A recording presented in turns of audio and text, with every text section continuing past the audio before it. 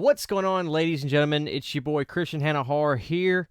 This is Volume 3 of non-franchise slasher movies I love. So the title explains itself. There's so many great franchises that we know of that have slasher movies, as we know, the big four, as I call them: Michael, Jason, Freddy, and Leatherface. But there are a lot of cool movies that I just want to help spread awareness to for those that watch these videos that are introducing themselves to horror, getting into this genre, this specific genre, and to encourage those to revisit some that maybe didn't enjoy them on first viewing, because there's some in here that it took me a while to warm up to.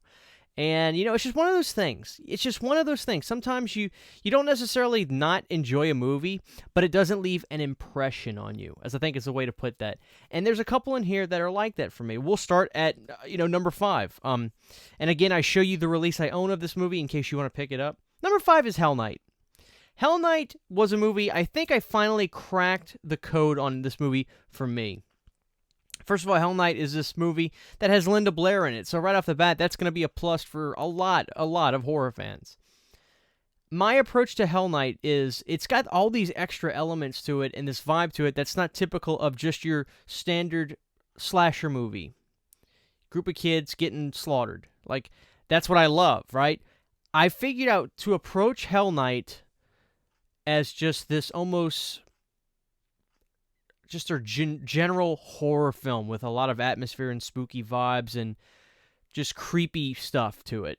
It's got extra stuff to it. It's got different vibes to it than just typical horror slasher movies. And when I finally approached a movie like that, I really enjoyed it the last time I watched it, which was about 3 or 4 days ago. And that's my inspiration. But I don't think that's a popular thing to say. I think a lot of people really like Hell Night.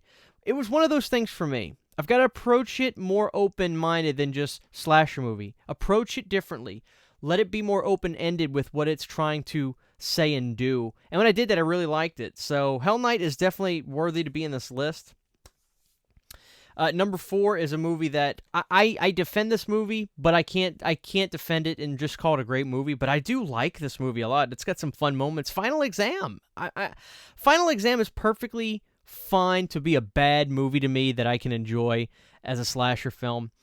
Final Exam is this little Scream Factory movie that I saw, and it was cheap on their website, and I was like, that certainly looks like a slasher film to me. So I saw that, and I was like, well, let me get Final Exam. I like this movie. And for some reason, it's one of those weird movies where I go to it often, but I can't explain to myself why. It's not necessarily the music. It's not necessarily the characters. I don't know what it is, but I'm always attracted to put on Final Exam. So it's just one of those weird movies that I enjoy. I just enjoy Final Exam, Ay. All right, coming up next is a movie that is a really good slasher film, in my opinion. I can say that I think this one is really good. And for some reason, I never brought it up in Volume 1 or 2. Again, if you don't see a movie that you see on this list, guys, for the non-franchises, of course, drop it in a comment below. But please go back in my channel and watch Volumes 1 and 2. I could have mentioned them there. But this one I haven't mentioned, and I've been raked over the coals for saying, come on, you've got to bring this one up. And you guys are right. The Prowler. Now, when I watched the special edition DVD of Friday the 13th, The Final Chapter, and Joe Zito talked about working on this film called The Prowler with Tom Savini, I was like, oh boy, I definitely need to check out The Prowler. And it definitely brought it to the table for me. The Prowler is great. I love The Prowler. Zito just knows how to build tension in a scene very well. I'm a big fan of Zito. Obviously, The Final Chapter is my favorite Friday the 13th film. And this movie delivers the blood, the guts. I just think The Prowler deserves to be in every horror fan's collection. This is from Blue Underground. I've gotten this years ago. This is labeled 2010. I probably got it in 2012 or 13.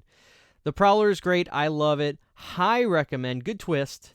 High recommend for The Prowler for you guys. Coming up next, and my number ones are always like the most one I want you guys to see in this list. But this one I kind of tried to order and put it in some sort of an order. Coming up next is a movie that must be seen to be believed. It takes the slasher franchise and not necessarily dumps it on its head, but it dumps it in a vat of acid. The New York Ripper. Lucio Fulci, who has to be one of my favorite human beings that ever walked God's green earth, did this movie called The New York Ripper, and it is as if he was trying to take the slasher genre and say, let me mix that with just sheer uncomfort and head scratching is a way to put it. The New York Ripper does all of that and then some, and then some, and then some. This movie is pure, absolute, eyes glued to the screen. What am I watching? Is this happening?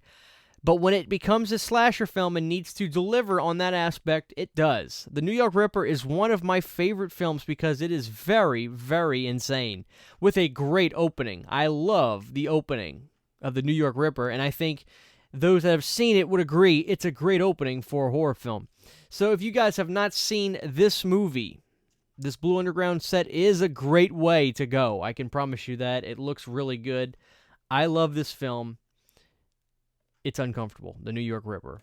And number one is a movie, like, when I was thinking about this movie and people were actually commenting about this movie, I was like, that is a slasher film. I guess so, is it? Because, you know, I quibble sometimes over to myself, is this a slasher film? Is this not a slasher film? And I'm just not going to quibble too much about it no more. I mean, if there's a body count, it's a slasher film to me. So, you know, here we go. Popcorn is definitely my number one for you guys to check out. This was a movie I put off watching, but it wasn't really on my own fault. I can't put the blame on me. It seemed like it was hard to find. It just seemed like it was a hard movie to get my hands on. So when I finally saw that Synapse put out a Blu-ray for it, I waited for it to get lower than 30-something bucks, which I finally got lucky, went down for 19, and I got Popcorn.